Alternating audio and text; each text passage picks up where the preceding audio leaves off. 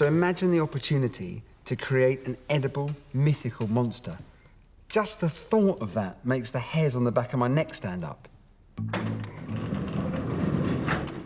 I'm going to cook up a cockentrice exactly according to the original recipe. But first, I need to build the creature, and for that, I'm seeking some expert medical help. The original recipe calls for joining the back half of one animal onto the front half of another. So where better to come than somewhere that does corrective surgery? Speak to the experts, start there first, and then move on. To assist me with this tricky operation, I've enlisted the help of top plastic surgeons, Sam Orker and Peter Amstein. What have you got here, then? OK. The idea is to try and make a mythical creature, a mythical beast. So a flying pig. Flying pig sounds good. Right. OK. I want to follow the original instructions to the letter, but as with most Tudor recipes, that's easier said than done. Take a capon and draw him clean and smite him atto in the waist. Take a pig and smite him also in the waist. Take a needle and a thread and sew the fore party of the piggy to the hinder party of the capon, and then put him on a spit, and then serve it forth for a real meat. Excellent. Thankfully, with Peter's surgical knowledge, he can see exactly what the Tudors had in mind. So this is, here's the rib cage coming to there, just at the waist level. Yeah. And we can work out what the similar diameter. Yeah? Yeah. So, across here. Have you ever been asked to do anything like this before? This is just my normal Sunday procedure. Is it? For Sunday lunch. Scalpel, please. Thank you very much. So mind your fingers.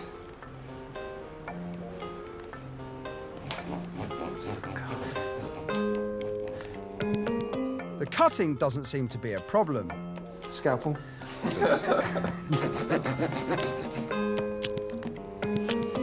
We should employ him, shouldn't we? That's right. He's a useful member of the team here. Now comes the tricky part, joining the bits together. We want to make it structurally sound.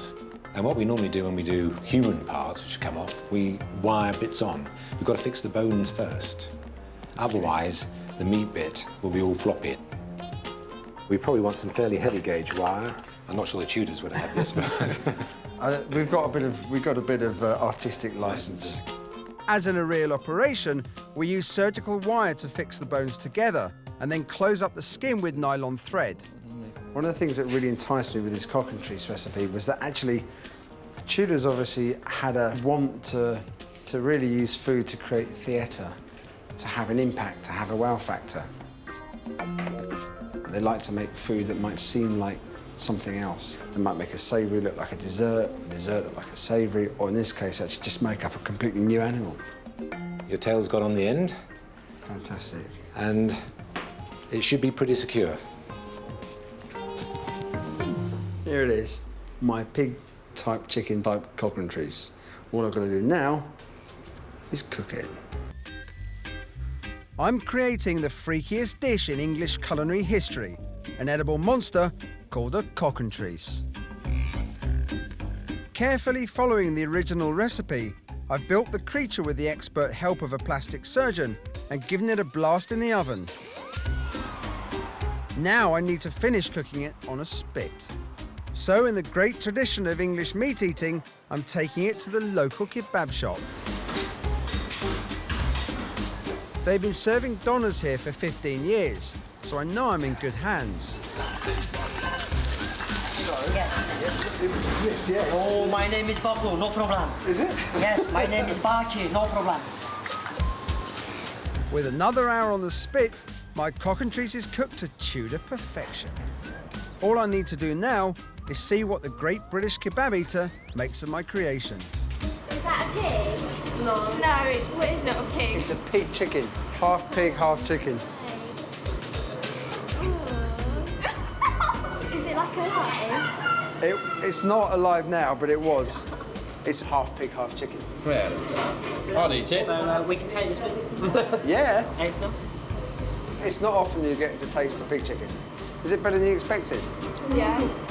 So you got that, it's got that kind of funny... That's more, please. Yeah, see? I can imagine that on the table of Ozzy Osbourne. On the the Osborne tables or Gene Simmons. My Cockentrice has certainly made an impression, but not quite the one I was after. This is the starting point of the recipe. It's a visual spectacle. Well, not that one, but it could be a visual spectacle. It's certainly not a gastronomic delight. It's pork and chicken.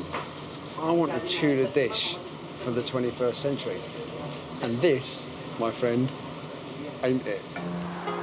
To really wow my guests, I need a creature that goes way beyond just pork and chicken. It's time to create the daddy of all meat monsters.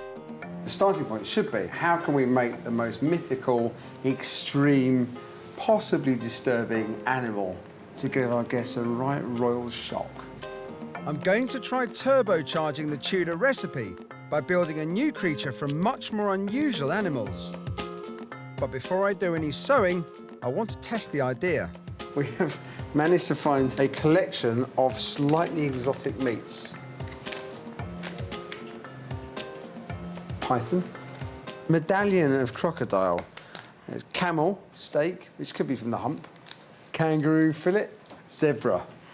Have you ever eaten zebra? Never eaten zebra. No, me neither. I'm going to use the meats to design a new, extreme Cockentrice. Zebra body, ostrich leg, camel hump, and the tail of a python. My new monster mashup will certainly look amazing, but what will it taste like? Now what we're going to do is just take a thin slice of each of these, cook them, taste them, and then we have to go from there. First, I'm going to try the snake. Oh, it's really chewy. See down here? The zebra looks even worse. We cooked that for 2 minutes. It is absolutely bone dry. What's this one? This is the crocodile. Really chewy. There's a reason why a lot of people eat beef and pork and lamb and chicken and duck and don't eat python and camel humps and stuff like that. As we are talking about the Tudors, I think it makes a lot more sense to look at meats that we have a history of eating. Clearly, to make a dish that tastes any good, I need to go back to the idea of using a combination of traditional English meats. But I somehow still need to make it look spectacular. So it's back to my books for some more Tudor inspiration. I've discovered that another thing that the Tudors did that was really theatrical was that they'd serve their animals with the feathers or fur still on, and then they'd whip that off at the table, revealing the cooked meat inside. That's given me an idea. I want to apply the same Tudor trick to my Cockentrice. I'm going to serve my monster complete with all its fur and feathers and conceal a delicious meat dish inside it. I've chosen 4 meats eaten by the Tudors, and armed with some suitable specimens, I'm hoping taxidermist Derek Frampton can help me construct a really mind-blowing monster. I'd like to make a Cockentrice of my own, and I brought a couple of props. Right. That's meant to be it's meant to be a goose. Well, a puffin, but... And the middle section would be a lamb. Oh, yeah. The head of a pig. OK. Derek's going to mutilate the cuddly toys to create a rough mock-up of the creature I have in mind. The challenge here is making it seem like this fictitious animal actually did live. Based on our cuddly model, he's then going to make a full-size monster from the skins and feathers of a real goose, lamb, hog, and chicken. Right. Inside this creature, I'm going to place an incredible meat dish made from these 4 constituent animals. The idea is actually to have the edible bit in this midsection. So I need to make a small compartment. Do you think you could do that? Yes, certainly can. Obviously, it's going to be a lot bigger. Yes.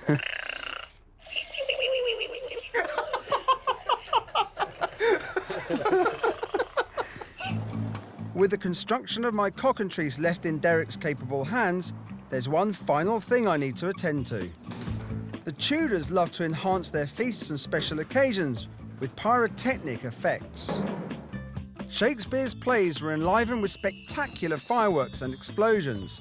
An accident with a stage cannon caused his Globe Theatre to burn down in 1613. And during Henry VIII's feasts, animals were served breathing fire. Setting fire to a Christmas pudding is a remnant of this tradition. Dr. Andrea Seller at University College London has been working on an idea to really make my Cockentrice go with a bang. It's ordinary cotton cellulose, which has been treated with a mixture which includes nitric acid. When you light it, whoomph. One feeds the other. Okay, and up it goes. so let me just show you. The idea is we just wrap this chicken in this fun cotton. And we'll see how it goes up. Let's just put a little bit more on there. Ready? Steady. Whoa! Look at it. That's Is there any brilliant. residue on the chicken? Yeah, that's it. Now, It can easily be made to look like a wall. It goes up a treat, and there's nothing left. That effect was, I think, was great. Derek the taxidermist has finished my Cockentrice, and back at the feast, I eagerly await its delivery.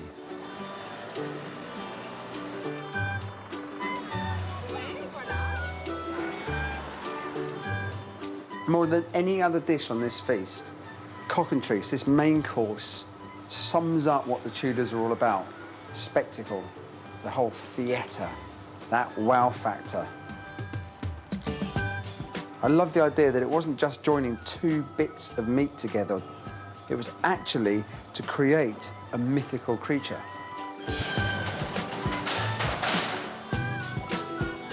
That's fantastic.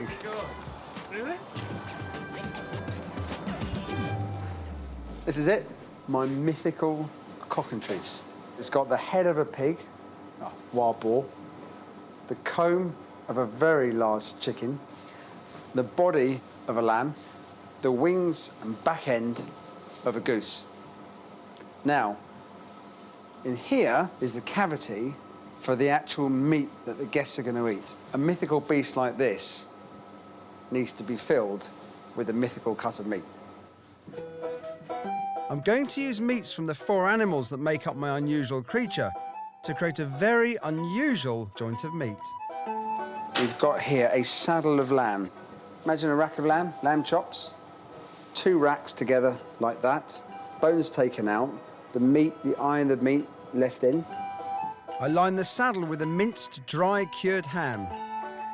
Then, place a cylinder of rolled chicken meat in the centre. To make the different meats stick together, I'm using something you won't find down your local supermarket. This is a protein. It was originally derived from the belly of a tuna, and it was used to actually bind together wounds in the war. And it causes the proteins of the 2 bits of meat that you're joining to join together. Finally, I add some goose breasts. The joint is then wrapped in cling film and gently cooked in a water bath. If I slice through it, now that to me looks like the anatomy of this Cockentrice. For the final touch, I brown the outside fat. Just put the meat into the Cockentrice. I've got one more thing to add. Some special wool.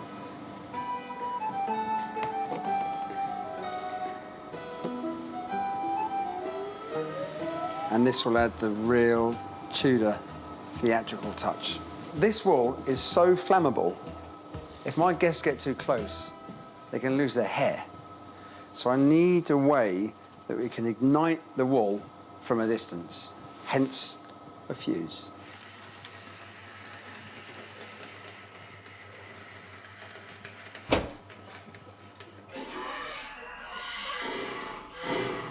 Oh, it's the hog. No, it's Ruth. What the hell is that? Oh my God. Oh no, and it's got a hog's head. Oh It's God. more than one animal. It is, you're right, it's a spliced beast. Oh, it's got wings. And it's got, Oh. oh, My. and a hog. It is the hog. It's a With- flying pig. It is quite literally from out of this world. What an ensemble. That's unbelievable. There we go.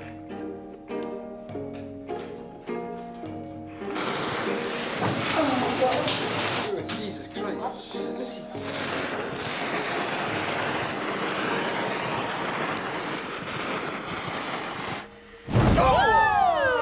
Shit, a brick. I can feel the heat. Get me that, Heston. Kenny's gone bloody mad. He's trying to kill us. Well, at least we know it's been cooked. That was good. I don't think they expected that kind of, literally, ignition explosion.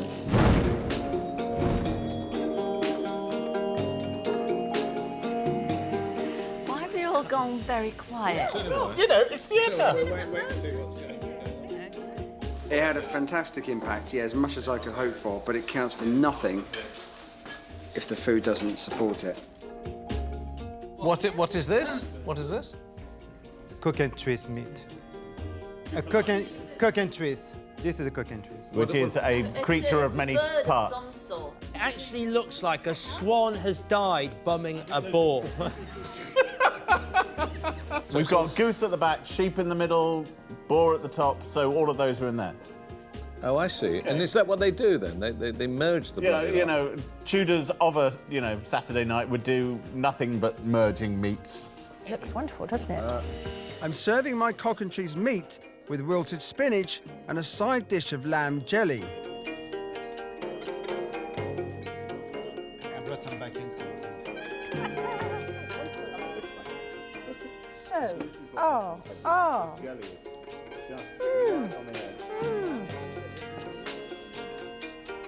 The meat is beautiful. I can't quite work out what I'm getting where.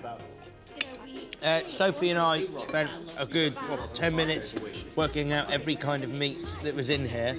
There's 4, and together as this mythical beast. Amazing. It's perfect. Absolutely perfect. This is as good and as successful as we could have possibly hoped for. But what about my awkward customer, Kelvin? I don't know anything about any of this world. All I would say was that this is quite delicious.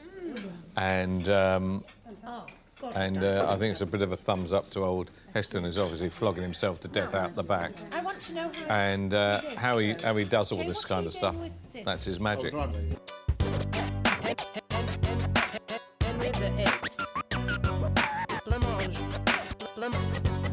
Blancmange.